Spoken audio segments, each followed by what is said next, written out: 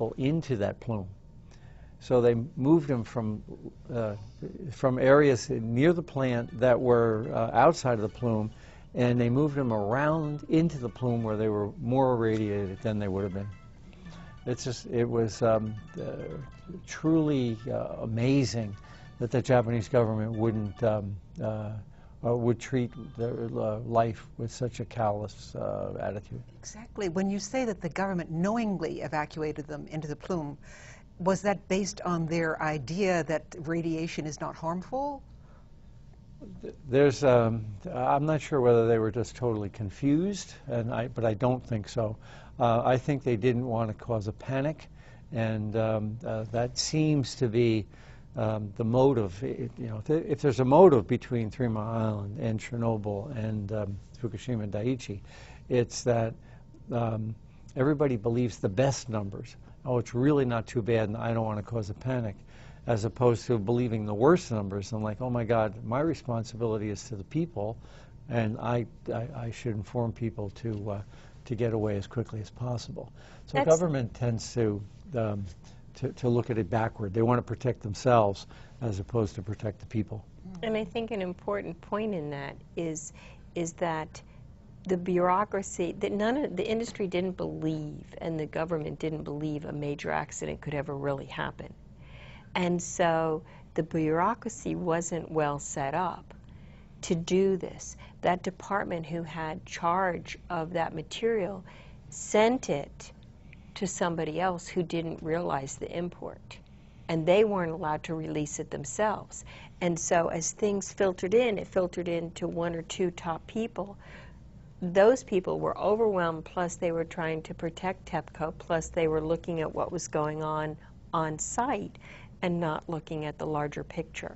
Now you say TEPCO is Tokyo Electric Power, yes. And yeah, I'm sorry, yes. And there's even memos that have come forward this year from Prime Minister's office and METI. METI is the Ministry of...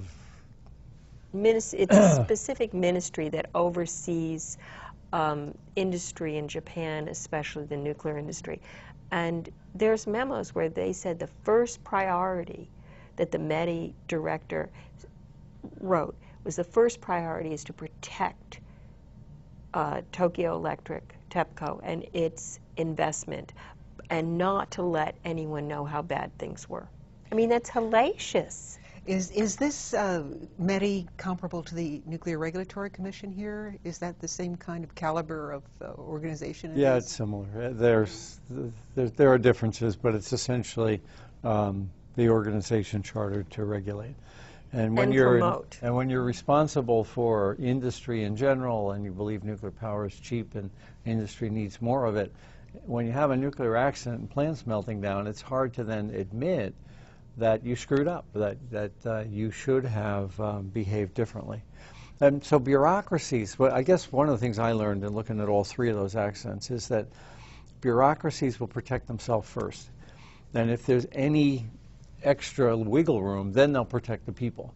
But you will not get a government to protect the people if it jeopardizes the government. And that's what happened in all 3 cases. And it can happen again. It can happen wherever there are nuclear power plants. Yes, we've, the course of the United States is saying, well, it can't happen here. And the Nuclear Regulatory Commission has basically said that for the last year. We've looked at our plants are different. We're not going to get a 65-foot high tsunami, so therefore don't worry about it. But the real root causes of the accident, the NRC is glossing over or allowing utilities to answer in 5 or 6 years. And I think other countries are as bad or worse. We've got an entirely different design in Canada, an entirely different design in Eastern Europe, sooner or later, as a matter of fact, there's a study out of Europe right now that says there will be another Chernobyl in 10 or 20 years. And there'll be another Fukushima in 10 or 20 years. So that this is not a once-in-a-million-year phenomena. We can expect about every 10 or 20 years having a nation's social fabric so destroyed that it may lead to the destruction of the nation. And it affects the DNA of the human race, according to Dr. Helen Caldicott, because there is so much continuous radiation now coming out, especially in the northern hemisphere, throughout the globe. And, you know, what does that mean for us as a species? This is terrible. Just in an anecdotal remark, I met a woman from Hawaii who was teaching at the University of Hawaii, and she said that her most needy students are the children from the Marshall Islands, and from Jeju Islands and the Marshall Islands, and they're not American citizens, but they go to the University of Hawaii for free because the United States is well aware of the horrible things that have been done to the people of the Marshall Islands because of the atomic testing, nuclear testing. And she said that their learning disabilities and their general well-being is so pathetic in the light of all of the nuclear testing there. So this is just somebody that I met socially, and another person that I met who had gone to, who was of Ukrainian lineage, and she went back to Chernobyl with her church group, and she said that she couldn't speak of the horrors that she saw there with the children and with the whole ecosystem there. Yep. It is so pathetic, and these are not scholars, and they're not scientists, but they're people who are experiencing this with their own eyes and telling the story. There are documented cases of scientists being thrown in jail for 5 years for trying to study the accident at Chernobyl. And of course now at Fukushima we're not throwing scientists in jail, but I'm being approached all the time by scientists who are having great difficulty getting their reports published because of industrial pressure. People just don't want to admit the severity of the accident releases, and are in control of the scientific journals, which makes it difficult to publish.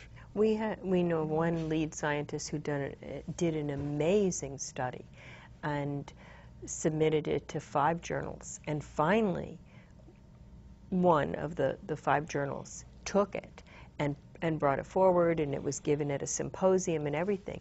But 4 journals all received incredible pressure to not publish that work. And all of them have board members from the nuclear industry on those. Rachel Carson had a saying, the author of Silent Spring, and she said that when professional organizations are also supported by large industries where those professionals work, when the professional organization speaks, who are we hearing? The scientists or the industries who are profiting? Right. And I think that's as true with Silent Spring in the chemical industry as it is with the nuclear industry. The profit motive has infiltrated the scientific community to the point where scientists working outside of the mainstream are they're not thrown in jail in the United States. We just prevent them from getting funding for their research. They're marginalized, and no attention is paid. And it's a terrible situation. Now, I noticed that the Nuclear Energy Institute has stepped up a whole lot of advertising again. And have you noticed that in various magazines and everything, the full-page ads, the full-page back cover ads from the Nuclear Energy Institute? And it seems to come at the same time as the 2 nuclear power plants were reopened in Japan, very quietly.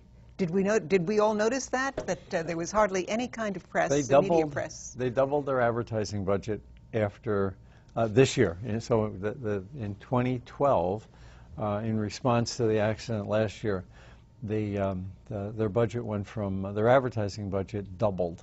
They're now on the Jon Stewart Show. Has accepted NEI as a sponsor. We think that's horrible, and we've stopped watching Jon Stewart as long as that's going on, and he was like our favorite commentator, you know. Yeah. And the ads are factually wrong. They're clever, but they're factually wrong, and yet they are making it into mainstream media. NEI, the charter of NEI, if you go up on the web, their charter is not a neutral charter, but it's to promote nuclear